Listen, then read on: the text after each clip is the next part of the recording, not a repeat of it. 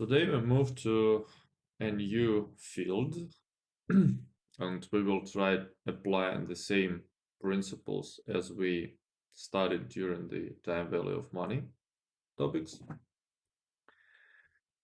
And we will move to the real investments that are made by firms. The idea is the following. We spoke how to value bonds, we spoke how to value stocks, and the most important thing that you need to understand that the values of bonds and stocks depends on future cash flow expected by bondholders and stockholders. I guess that was the crucial part that we have discussed. In the case of bond, those are coupon payments plus face value. In the case of stocks, there is a stream of dividends that you expect in the future. And maybe some selling price in the future. Regarding these cash flows, they do not appear out of nowhere. These cash flows, interest payments or coupon payments associated with bonds, dividends on stocks, those cash flows are generated by a company. And those cash flows, they depend on real investments that a company makes. And this is the fundamental source of cash flows associated with securities, with bonds and stocks. So logically, you need to understand how business of a company works. If you want to buy stocks, if you want to buy bonds, it's not enough just to make some forecast of dividends or coupons. You must understand what is the source of these payments. And the source for every security is investment projects undertaken by a company. And that's what we are gonna do in this lecture and in the next several lectures. We are gonna talk how to evaluate the investment projects of a company. The process of this evaluation is called capital budgeting.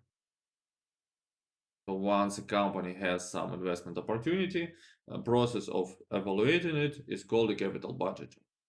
And this term, well, what does it mean? Capital, so it's about assets that are used in production. So that's why we call it capital.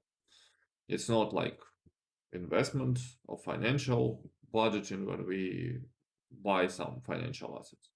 It's about real assets. And a budget is just a plan that describes how and when you expect to receive cash flows in the future. The concepts that are used in capital budgeting are exactly the same as we used in security valuation. The approaches are similar with some specifics. And the difference, just one particular specific, that we apply time value of money concepts on the security market when we value stocks and bonds, while capital budgeting is applied when projects are created by firm.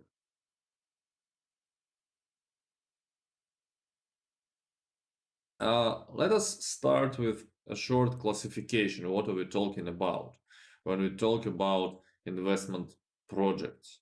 What kind of investment projects might be? So, for example, there might be a replacement project for the maintenance of business. You know, every time Some assets are worn out and we need to replace them. Some mm, machinery, some equipment can get older and we need to replace it. So this is the first very simple example of investment project. Another type of replacement might be associated with the cost reduction. So some new technology has appeared, maybe more efficient, cost efficient, labor efficient, energy efficient, and we want to replace our old and less or more costly technology with the new one. So these projects associated with the lowering the costs of labor, material, some other inputs. Another type of projects is associated with expansion of existing products or markets. So you have some product facility and you want to produce more, right? So these projects are targeted to increase the output of existing products. Or if you already produce something and you want to expand your uh, retail chain or distribution chain, that's another type of project. You can just open new branches around the world, around the country, and this is another type of project. Expansion into new products or markets. Look, what's the difference? So here we are talking about existing products. We just want to produce and sell more. Here we expand into new markets and new products, which is more risky, and it may change the fundamental nature of business.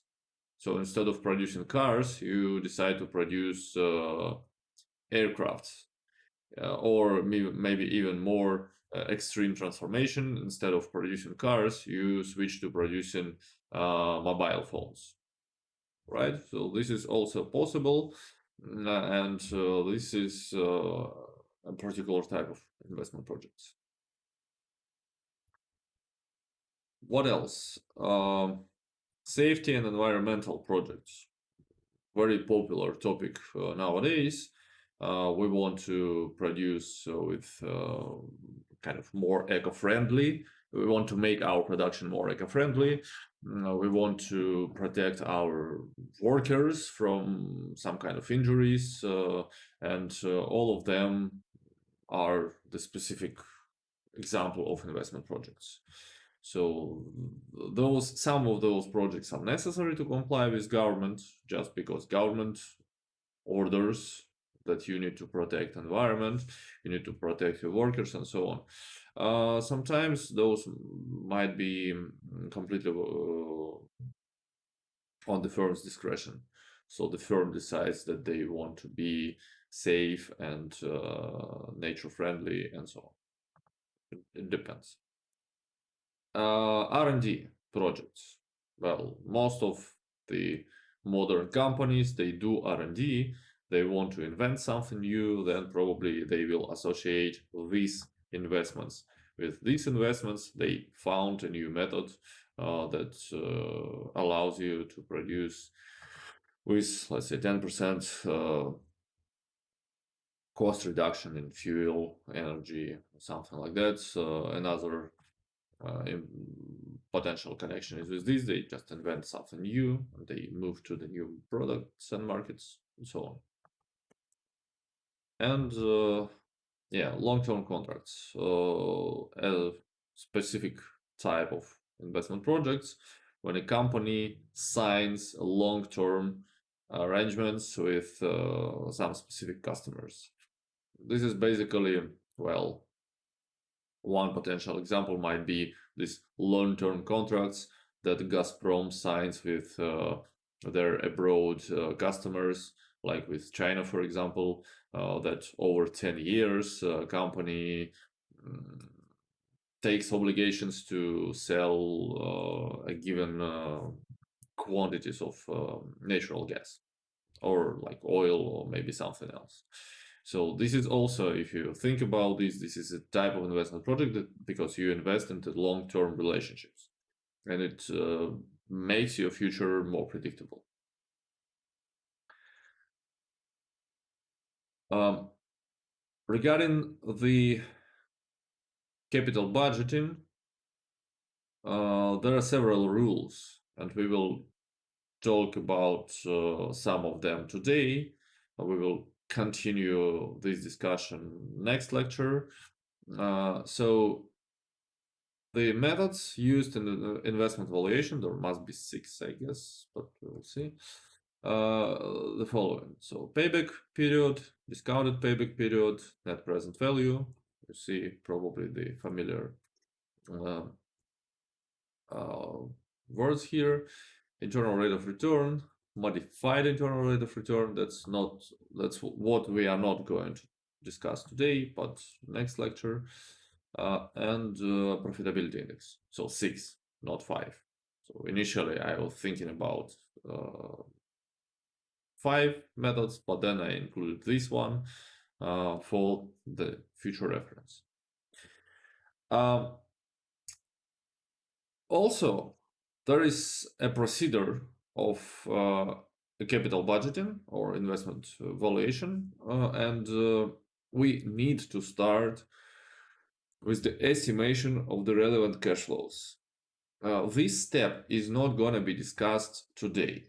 We will discuss these issues associated with the estimation of the relevant cash flows next lecture. Assume for now that we made this step and we have the necessary data from this step. The next is to apply these decision rules to the output from this step, to the cash flows that are estimated. Yes, during this lecture we assume that the cash flows are already forecasted or estimated, and we already have the product of this first step. And during the lecture we will be using a particular example. This is a completely made up example. I mean, it's not taken from reality, just for you to understand how this works. Suppose that the company Severstyle Group is considering 2 options. One option is to modernize an existing factory. We will call this project S for short, because it's faster and shorter. And another one is to construct a new factory. We will call this project L. And suppose that we've made the first step and we estimated the cash flow forecast. Suppose that these are in million rubles, like 1 billion rubles is necessary to invest initially. And then we expect 500 million rubles the first year, 400 in the second year, 300 million rubles in the third year, and so on for project S, and this cash flow for project L. So we can see that project S gives immediate return, and then this return somehow decays. And project L behaves differently, because in the project L, initially we receive not much, but then year from year, the cash flows are expanding or growing. And also we assume, at the moment we are not going to discuss this question, but again, we will come to this question maybe in 3-4 weeks. We assume that we know that the required rate of return for this project is 10%. Discount rate. And this here is a graphical representation of the cash flows in project S. Initially we have minus 1000, like 1 billion rubles, and then it's 500 million, 400 million, 300 million, 100 million, distributed over time. Project L, same investment, but the distribution is different. Okay, do you have any questions regarding the initial setup? Is everything clear what we are gonna do? What do we have? What is our problem? And what we are going to discuss?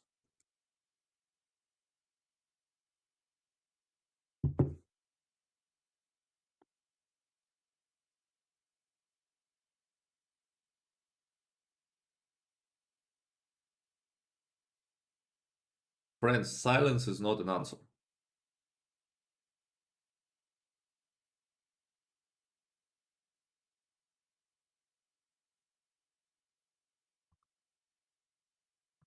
Up to this point, everything is understandable.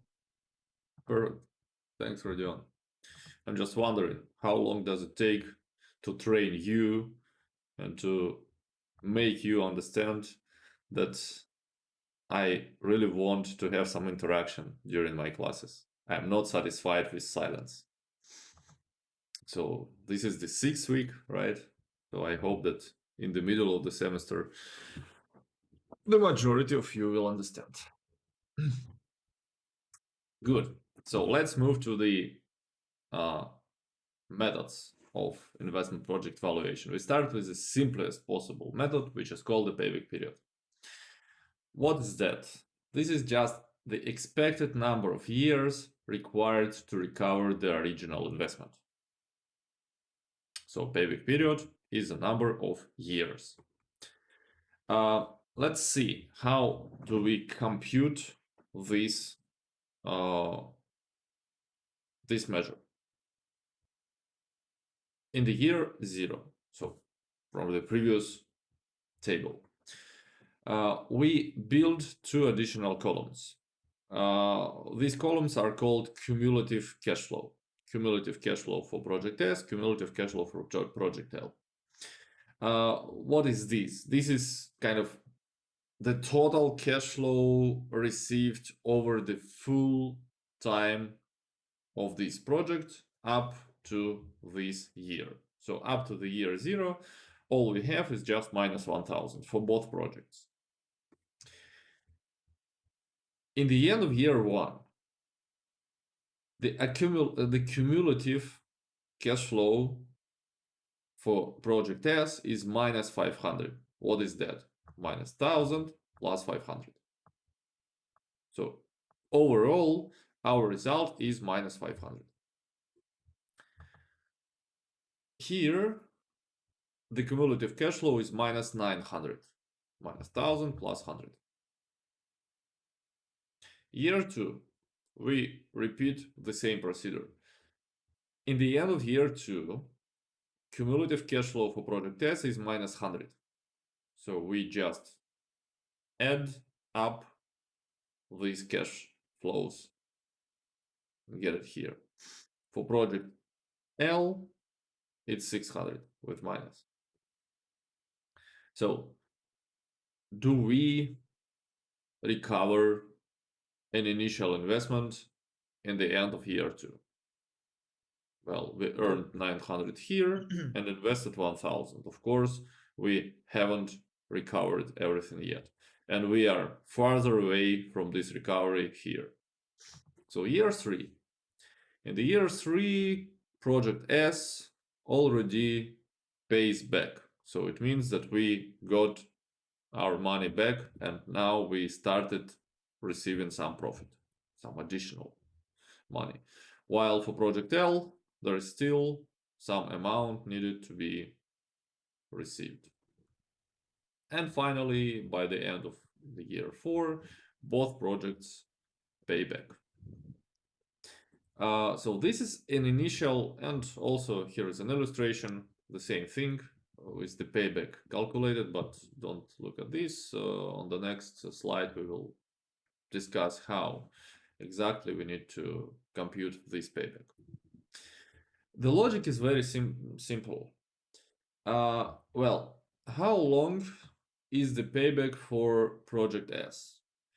It is definitely 2 years, because it took 1 year and 2 years.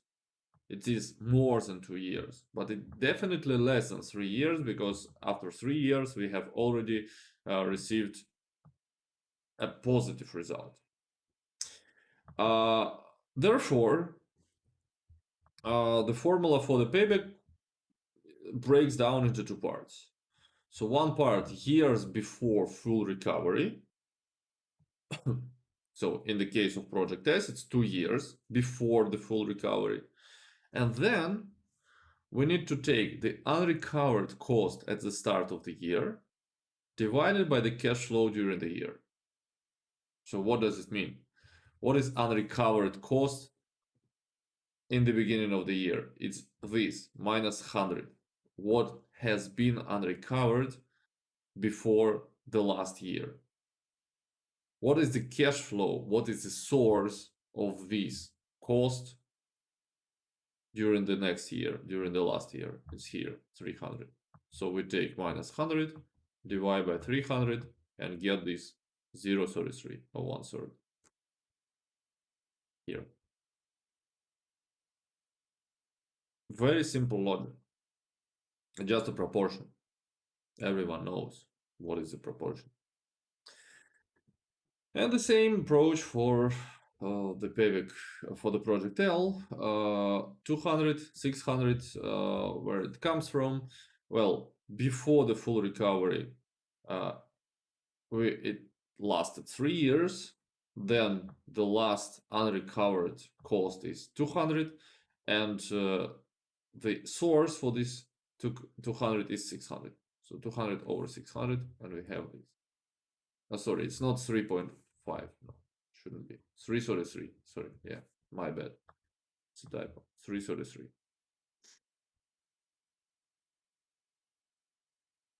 So what do we see? We see that project S recovers an initial investment faster. So probably it is better. What have we forgotten with this calculation? What's wrong with this calculation? So now already you know everything about time value of money, about the approaches used in financial management. What's wrong with this?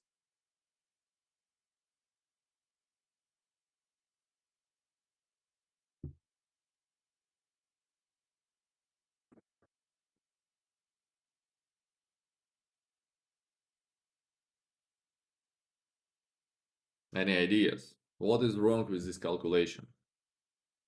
There is no any mentions of the interest rate. True. Immediately after I started showing you this, you must have said, well, where is that? In the lecture number 2, we stated that we can operate cash flows like add, subtract, or compare only when they are at the same moment of time. Immediately. But in this case, we kind of we forgot about this and we added 500 and 400. How is it possible? We cannot do this because this 500 is located in year 1 and this 400 is located in the year 2. It is forbidden by the time value of money. Yes, we need to introduce an interest rate here because we need to compare the comparable things, and these two are not comparable. That's why we introduce a modified version of payback period called discounted payback period. And this is the expected number of years required to recover the original investment from the discounted cash flows. So we do everything according to the initially stated rules. Well, the logic is completely the same as for the usual payback period. The only one additional step here. So I demonstrated only with the help of project S because project L just doesn't fit on the screen. Well, first step, we compute the discounted cash flow. And then we compute the cumulative discounted cash flow, like this.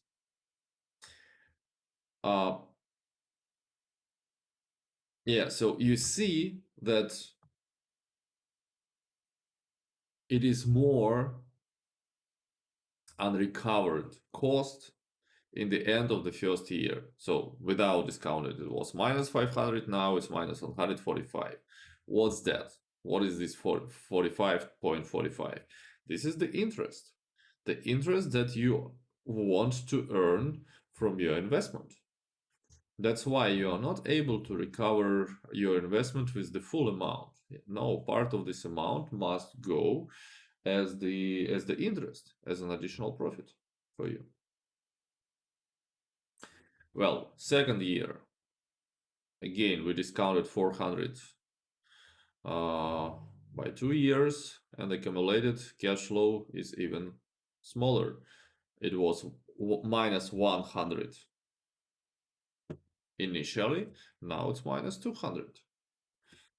So finally, the third year, okay, it also pays back, but you see that it's very, very close to the end when the period pays back.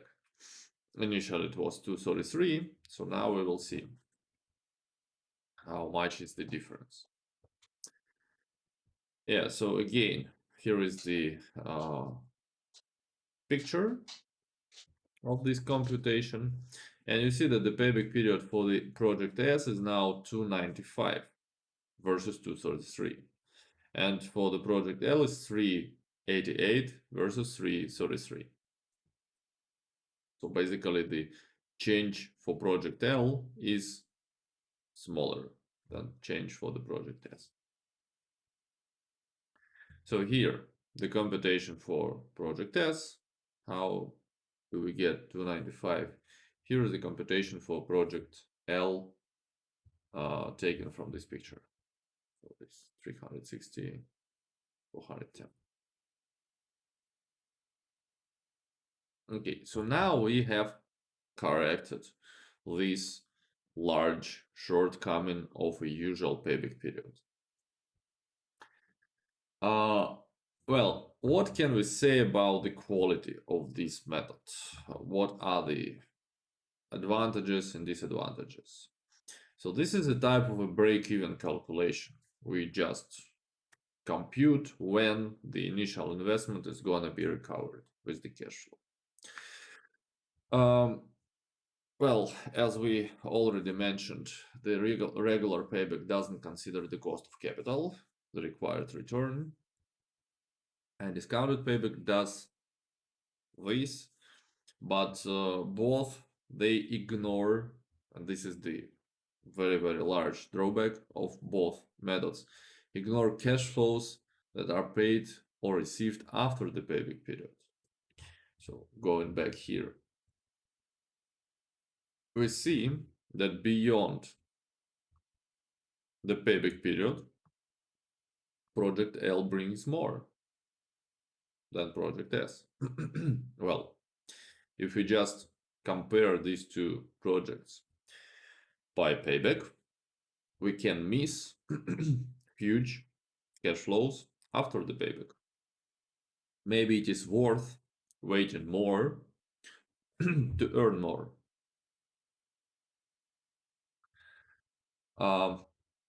In this case,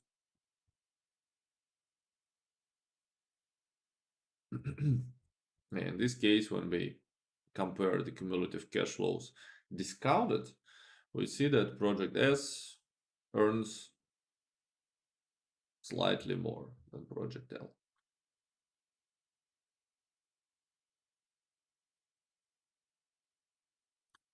Well, the positive thing about paybacks is that they provide information on how long funds will be tied up in the project. So it means that if you kind of invest your money, how long should you wait till your money are back? And of course, well, the shorter the payback period, the greater is the liquidity of the project. So liquidity means that the easiness how you can get your money back. Well, this is the huge drawback of a payback period. This is a nice advantage of payback period. So how can we solve the problem with payback period that it ignores cash flows beyond the payback? We use another criterion called net present value. So we used present value in bond calculation and stock valuation. So now we apply the same concept of present value to the investment projects. So if we want to compute net present value, what should we do? First of all, we find the present value of each cash flow, including inflows and outflows. And we discount this at the project's cost of capital. So cost of capital, so for now you can think about this as a required return. Later, I'm planning to have a special lecture on the cost of capital, maybe series of lectures, and we will discuss what exactly is the cost of capital. For now, you can think about this as a required return by the company, even though we call this cost of capital. So we find the present value of cash flows, then we sum these cash flows, and the sum is gonna be net present value. Same approach as for the securities. And now the decision rule. If net present value is not negative, so greater than or equal to 0, the project should be accepted. If net present value is negative, then the project should be rejected. So here is a formula for net present value. Look, the only difference between this formula and the formulas we used in the previous lectures is this element, CF0. What is this? This is initial investment, usually with minus. That's why we call this net present value. So this part is just a present value, and this part is negative cash flow representing an investment. As a shorthand formula, we can write it down like this. Sum of these fractions of discounted cash flows where t starts from 0, not from 1, as we usually did. And for a particular project S, here is an illustration of a computation of a present value. So we did it already, and you know how to deal with that. It must be very familiar and very simple for you. So here is the calculation for project S. Net present value is computed as a present value of positive cash flows minus initial investment, minus 1,000. And net present value is 78.82. In our case, it's million rubles. For the project L, we do the same, and it's 49.18 million rubles. So both projects have positive NPV. They can be accepted, both. But if we think about choosing one of them, if you, like in our case, the company chooses between renovation of an old factory and building a new factory, then project S is more profitable, and therefore it is more it must be chosen, this project. So now regarding the net present value features, if net present value is 0, so you need to understand this net present value very correctly. Sometimes people confuse net present value. They think that net present value is an absolute measure, and it does not tell you much about the profitability. It is not true. Net present value is kind of a hybrid measure. It contains an information about at least two things. One thing, the cash flows are sufficient to repay the investment capital. Okay, this is clear. We just compare cash flows with the capital, we add cash flows and then subtract the initial investment. But the most important thing is that you applied discounting in the course of calculation NPV. And this is the second meaning. If net present value is at least 0, the project is able to provide the required return on capital, and required return is an interest rate. So which means that net present value signals about the relative efficiency of your project, the relative profitability of your project. And if it's zero, your requirement is satisfied.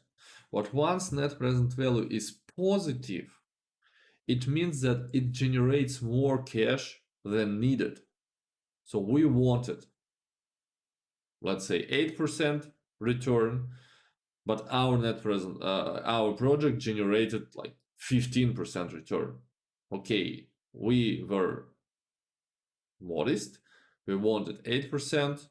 We received more. We received 15%. Why not? And the important feature for the stockholder valuation is that excess cash, so the cash on top of our expectation or on top of our needs, is fully attributed to the firm stockholders. So when the firm takes a project with a positive net present value, the wealth of stockholders increases. That's the most important conclusion from net present value. This is why net present value calculation is so important. Once we have a positive net present value, stockholders are getting wealthier. And this is good. We discussed in the first lecture that stockholder value is the most important task. Next, it's like fourth method is called internal rate of return. This is the most problematic in terms of computation, the most problematic measure or criterion. So what is that? The internal rate of return is a discount rate. So it's a rate, it's an interest rate. It's a discount rate that forces the net present value to equal zero. So somehow it is connected to net present value. Let's see how. So here is a familiar formula from the previous slide of a net present value with one exception. Instead of R, instead of required return, we have here internal rate of return everywhere. And if we have internal rate of return on this place, net present value must be equal to zero. That's the definition of internal rate of return. This is the required rate of return that makes net present value equal zero, or discounted rate that makes net present value equal zero. Now there is a problem. Well, we have cash flows, we have initial investment, we know how to compute net present value, but we don't know this interest rate. And it means that we need to solve an equation. And there is the polynomial equation. And we barely remember how to solve like the quadratic equations. What if we have 4 years like here? So formally we need to solve this equation. We need to find this unknown variable from this equation. Well, any ideas? How can we do this?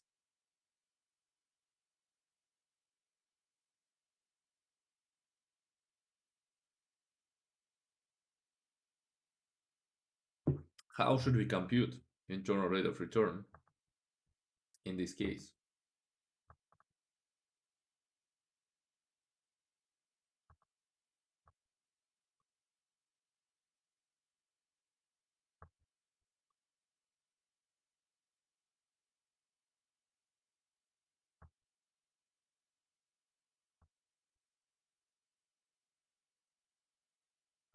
If I would tell that we need to exclude internal rate of returns from the equation, it wouldn't count as a proper answer, I guess.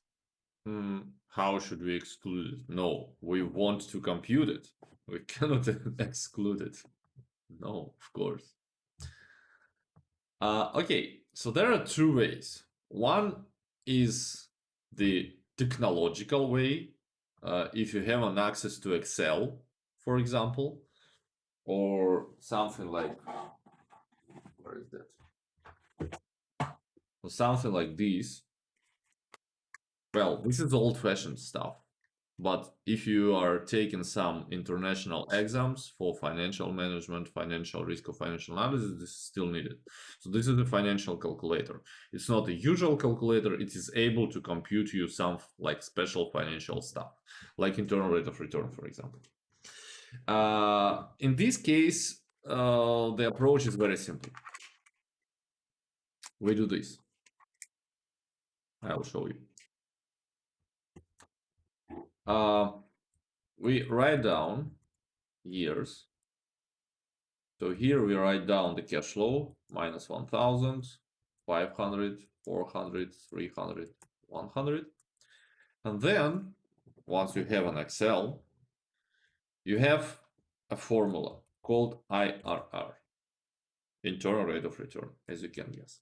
And the arguments of this formula are just cash flows here. So you need to highlight, you need to use all cash flows here. Ta-da, we have a result, 1449. Very, very simple. Suppose that you don't have Excel, or you don't know how to use Excel, or I don't know, it is forbidden to use Excel, or something like that. How else can you get this or very similar to this result? There is another simple approach. So take like first step, take any R and compute net present value. All this. So we already know that. Oh my god. We already know that step number one for R equals 10%. Net present value was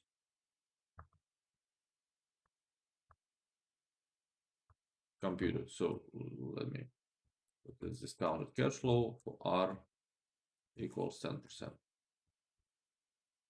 So let me discount everything. 1 plus 10%.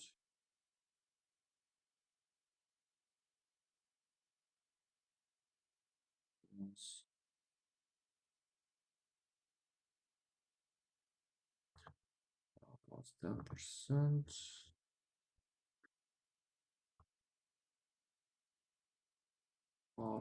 Yeah. Yeah. Okay, so here is net present value. Let me do like this. PV. This is the sum of. Yeah. So this is the result we know from the previous slide. 7882. So now we know that we are looking for the interest rate that makes net present value 0. So second step, if NPV is greater than 0, then take another R larger than the initial and compute NPV again.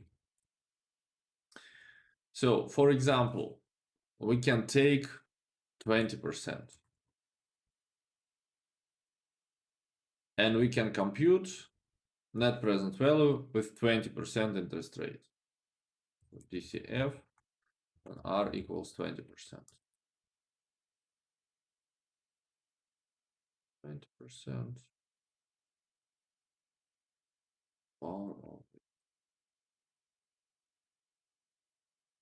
NPV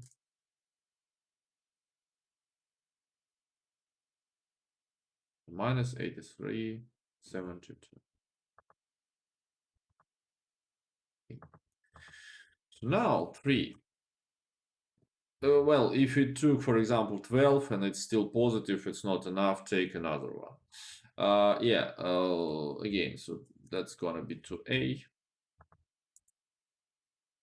You can guess that if, like 2b, if NPV is negative,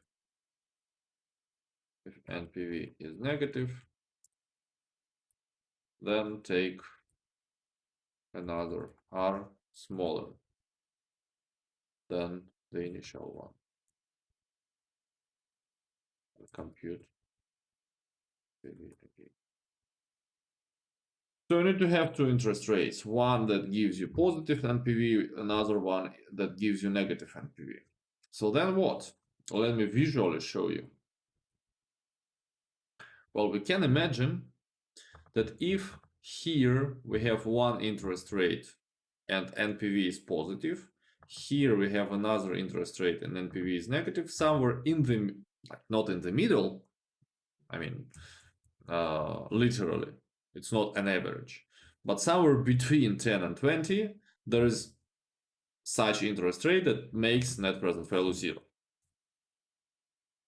Now, number 3, we assume, this is very important, we assume, because well, we see that NPV and interest rate are not, they do not have linear relationship. We assume that R and NPV are linearly related. Linearly related. What does it mean? Linearly, it means that we can apply something like a proportion.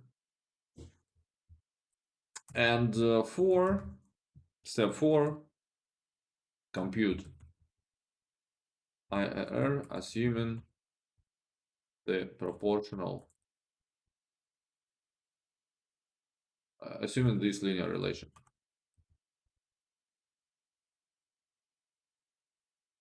Relationship. So what does it mean? Very simple. If R changes by this IRR minus 10, NPV changes by this 0 minus 78.82, right? So when there is this difference, IRR here, there is this difference from IRR to 10, there is this difference from 0 to 78.82. Well, if R changes by 20% minus 10%, NPV changes by minus 83.72 minus 78.82. So what do we have? We have a proportion. We have a proportion, and that can be used in order to calculate what we want. So basically, so this IRR minus 10% divided by 20% minus 10%. So we divide this one by this one, is equal to, so since it's proportion, is equal to the ratio of these changes. So it's 78.82. Oh, let me write it. Divided by minus 83.72 minus 78.72, 82. Sorry, 82. That's all. So from here we can express internal rate of return. This is gonna be what? This is gonna be this ratio multiplied by this difference plus 10%. So let's do that. 0 minus 78.82 divided by this minus this. So we have this fraction multiplied now by 20 minus 10 plus 10. So here is the result. Of course, this result is not exactly the same as we get from the direct calculation, but you see that this is very close. So this internal rate of return is close to this internal rate of return. So let me make it like with yellow. It is close to reality, and this one with the green one. Yeah. Well, if we play with the interest rate, you will see that this difference might be changing. So for example, when R is 50, let's take 13%, you see that the difference changes. It becomes closer to the correct one. Once the difference between these interest rates enlarges, also the interest rate goes up. But this approach always overestimates internal rate of return, which is not bad, because it is better to well, let me think. No, basically it is bad. It is bad because when you overestimate internal rate of return, this is bad. You think that your project is more profitable than in reality. Well, the difference is not that large, but still might be significant. Well, regarding your home assignments, you may use either Excel or this approach, but try to make it as close to each other as possible. So for example, 12 and 15% gives you almost identical result with this one. Take 13%, even closer. Take this into account, please. So here is the result, 14.5, yeah, rounded. And the same computation must be for the another period, so it must start with the new line. So this one and the internal rate of return for project L is 11.8%. So both projects have internal rate of return larger than R. My God, so many typos on the same slide. So it's IRR greater than required return, so we can accept both projects, and project S is more profitable again because the expected profitability of this project is 14.5 versus 11.8. Now, what about some pros and cons of IRR? So this is the expected rate of return, which is probably good to know.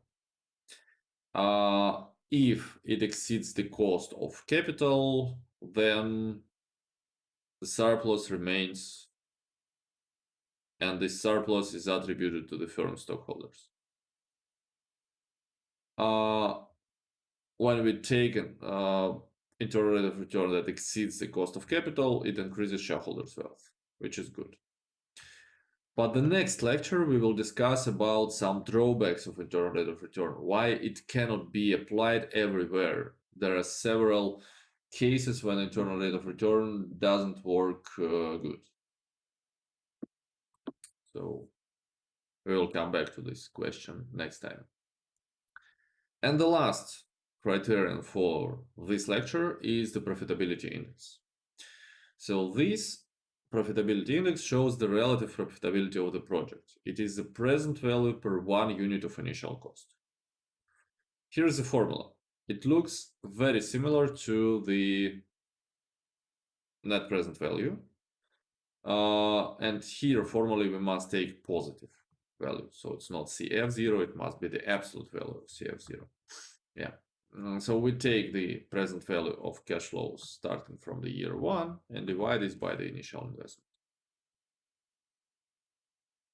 So in our case, we have already computed net present value. This is the profitability index for project S. This is the profitability index for project L.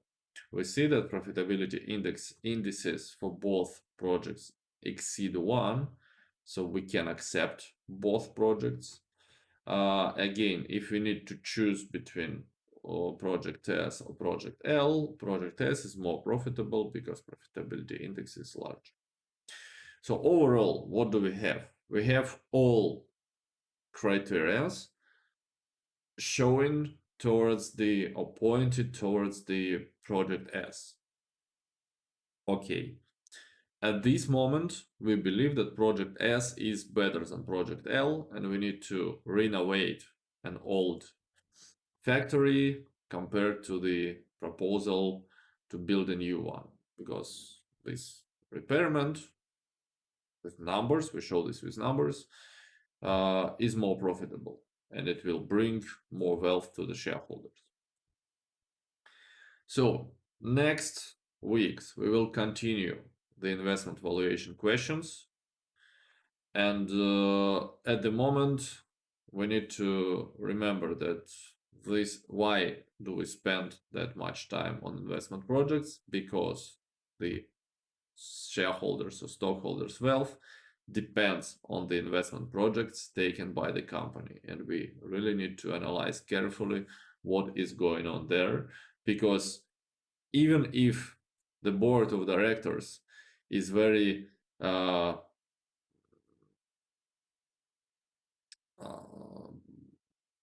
benevolent, and if the board of directors cares about stockholders, but there is no source for paying dividends, there is no profit, well, stockholders are not that happy. So the fundamental, the basic thing is to provide profitable investment decisions. Yeah, so we have discussed 5 methods, and the 6th method is going to be discussed in the next lecture. As usual, your home assignment is going to be available. Sorry, it's about stock valuation, not about investment valuation. I did a lot of typos this lecture. Home assignment number 5, stock valuation, is going to be available till the next Saturday, 10 o'clock. And the final info for you.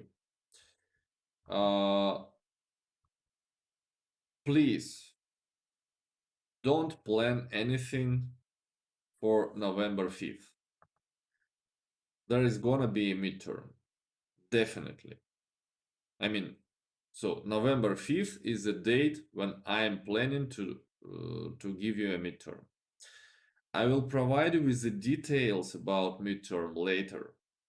So for now, this is just an information that it is very crucial for you to solve all your issues with your laptops, to solve all your issues with anything else that prevents you from being present. This day is gonna be the midterm. It is gonna be based on the topics from lectures 1 to 7. So the next lecture the next lecture material is also gonna be included into the midterm. The reason is very, very simple. If we next Saturday we solve exercises on this topic, and Saturday 29th we will do the exercises on the topic from the lecture number 7. So after 29th you have 1 week to do the home assignment, to prepare for the midterm, and then on the November during our classes time you will have the midterm. So please take it seriously. There is only 1 day, 1 time to take midterm. No additional days, no excuses, no retakes for the midterm are possible. This is very crucial, so you are not new and you know how it works in my case. So now that's all for today. Any questions?